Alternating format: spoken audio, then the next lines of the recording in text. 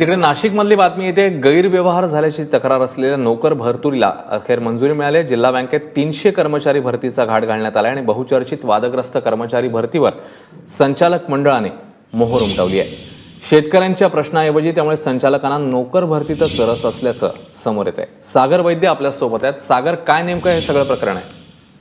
अश्विन, खरं तर संचालकांच्या कोडगेपणाचं हे उत्तम उदाहरण आहे। कारण ज्या पद्धतीने गैरव्यवहार, भ्रष्टाचार या सगळ्यांमुळे ही जिल्हा बँक बदनाम झाली, डबघाईला आली, ती कशामुळे आली असेल त्याचं एक पुन्हा उदाहरण पाहायला मिळालंय।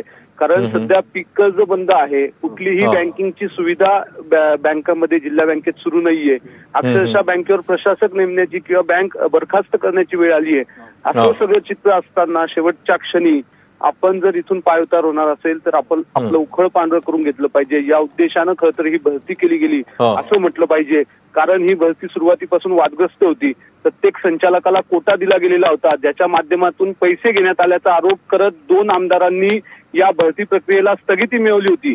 न्यायालयीन प्रक्रिया याच्या संदर्भातली सुरू आहे, परंतु सहकार आयुक्तांच्या एका पत्राचा हवाला घेत या 300 कर्मचाऱ्यांच्या भरतीला ग्रीन सिग्नल देत त्याची नोंद कालच्या सभेत घेण्यात आली।